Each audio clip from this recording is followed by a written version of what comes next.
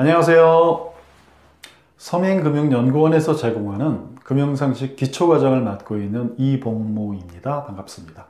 오늘도 일상생활에 꼭 필요한 금융상식에 대해서 알아볼 텐데요. 그러면 오늘 준비한 주제 알아볼까요? 오늘 준비한 주제입니다. 우리는 지금 투자에 관한 가장 기초적인 상식을 알아보고 있는데요. 오늘 준비한 주제는 누가 내 치질을 훔쳐갔을까? 라는 주제입니다. 이게 무슨 얘기일까요?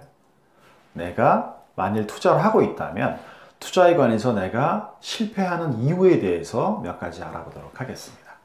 자, 여러분들 혹시 누가 내 치즈를 옮겼을까? 라는 책을 읽어보신 적이 있나요? Who moved my cheese? 내 치즈를 누가 옮겨갔어? 라는 책입니다. 2003년에 출판됐다고 하고요. 스펜서 존슨이라는 미국 사람이 썼습니다. 현대인이 여러 가지 살아가면서 수많은 변화의 순간이 있는데 그것에 대해서 슬기롭게 대처하는 지혜에 관한 책이라고 합니다. 자, 오늘은요, 현대인이 마주치는 여러 가지 변화 중에서 투자에 관한 이야기를 하려고 합니다.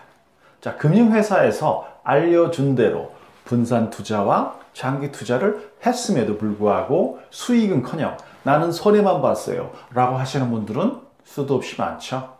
그렇다면 투자의 원칙만 지키면 안전하게 수익을 올릴 수 있다라고 하는 모든 얘기는 거짓말이 아닐까요? 예를 들어 중국 펀드에 가입해서 10년 동안 유지했는데 아직도 마이너스 40%라면 장기 투자를 해도 아무 소용 없다라고 생각할 수 있습니다. 충분히 그럴 수 있죠. 정말 많은 분들이 그렇게 생각하고 계실 겁니다. 자, 흔히 장기 투자라고 하면요, 특정한 투자 상품을 장기간 보유하는 것으로 생각하는 분들이 무척 많습니다. 왜냐하면 금융회사가 투자 상품을 판매하고 이후에 성과가 저조할 때마다 장기 투자 얘기를 했거든요. 그러면서 금융회사의 수탁 잔고를 유지해 왔기 때문입니다. 그런데요, 투자의 원칙에서 얘기하는 장기 투자는 단순히 장기 보유만 의미하는 것은 아닙니다. 투자 자산의 장기 보유를 포함하지만 그 시장에, 투자에 관한 시장에 계속 머물러 있을 것. 다시 말하면 계속적으로 투자할 것을 의미하는 것입니다. 무슨 얘기냐고요? 투자성의 자산과 현금성 자산을요, 왔다 갔다 하되 투자의 시장에서 완전히 빠져나가지는 말아라 라는 의미입니다. 분산 투자에 관해서도요, 동일한 실무상 오류가 있습니다.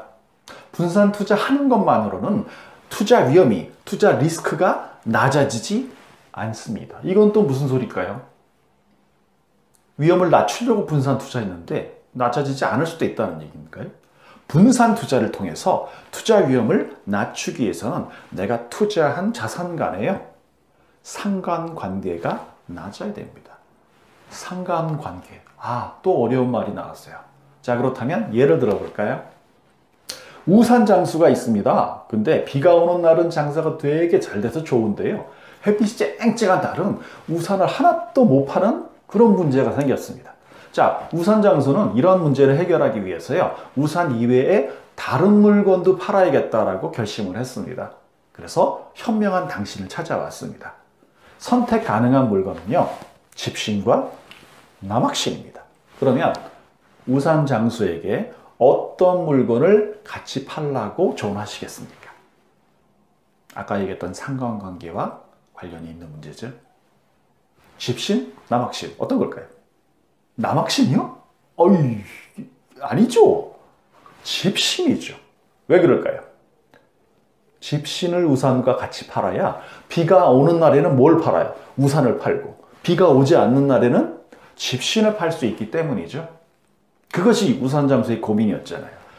우산과 남학신을 같이 팔면 리스크가 어떻게 되죠? 높아집니다. 그러니까 대박을 기대할 수도 있지만 쪽박의 가능성도 높아지는 거죠. 우산과 집신을 결합하면 어떻게 해요? 리스크가 낮아집니다. 우리가 지금 뭘 하려고 하죠? 분산을 해서 투자하는 자산 간의 투자 대상, 그리고 투자 지역 등이 유사해서 상관관계가 높은 경우에는 분산 투자의 효과가 없습니다. 예를 들어서 10개의 펀드를 가입했는데 시장 상황이 똑같아지니까 모든 펀드가 수익이 좋아지거나 모든 펀드가 수익이 나빠진다면 분산 투자 효과는 없는 겁니다. 투자에 관해서 리스크를 관리해야 되는 목적이 뭘까요? 수익을 늘리기 위해서일까요? 아니면 리스크를 낮추기 위해서일까요? 이건 여러분들이 선택하셔야 됩니다. 따라서 리스크를 축소하지 못하는 그러한 분산 투자와 장기 투자는요, 투자의 원칙에서 벗어나는 짝퉁 투자 전략이라는 겁니다. 지금까지 금융회사가 나한테 일으킨 혼동 때문에 내가 투자 리스크를 제대로 관리 못한 얘기를 했습니다. 자, 그렇다면 모든 책임이 금융회사에 있을까요? 투자 리스크를 관리하는데 내가 실패한 다른 이유는 없을까요? 안타깝지만 모든 문제에서 가장 큰 책임은 누굴까요? 나입니다. 나. 사람이 가지고 있는 본능 때문이라는 거죠. 투자자의 투자 심리에 관한 문제가 하나 더 있습니다. 일반 소비자에게 투자는 합리적인 과정이라기보다는요, 매우 심리적인 과정입니다. 과거 수익률이 좋으니까 이게 좋겠다라고 생각하는 대표성의 오류라는 것이 있고요.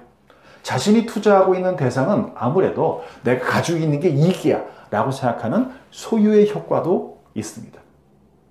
또 뭔가 시장 상황이 변해서 내가 지금 뭔가 변화가 필요하다라고 생각하더라도 지금 당장은 손실을 회피할 수 있고 지금 당장은 후회를 회피하고 싶은 것이 사람의 마음이죠. 따라서 이러한 심리적인 과정을 딱 조정을 해줄 시스템이나 아니면 조력자가 꼭 필요한 것입니다. 자, 이제는 금융회사가 제공하는 투자 전략에 대해서 다시 한번 생각해 봐야 됩니다. 누구를 위한 투자 전략인지, 그리고 금융소비자 스스로 내가 투자하는 것에 수반한 리스크를 어떻게 관리, 어떻게 리스크 해지를 할 것인지 스스로 생각해 모아야 합니다. 자, 그러면 나만을 위한 투자 전략은 어떻게 정하니까 좋을까에 관한 내용은 다음 편에서 다시 말씀드리도록 하겠습니다. 자, 오늘의 주제가 뭐였죠? 책 이야기 했었습니다. 누가 내 치즈를 옮겼을까가 아니고 오늘의 주제는 누가 내 치즈를 훔쳐갔을까? 누가 훔쳐갔죠? 원인이 금융회사에서 일으킨 혼돈도 있지만 더 중요한 건 내가 원인이 된 중요한 점도 있다는 말씀을 드렸습니다. 결론은 뭐였죠? 금융회사가 이미 준 투자 전략이 아니라 나만의 투자 전략을 고민해보자 였습니다.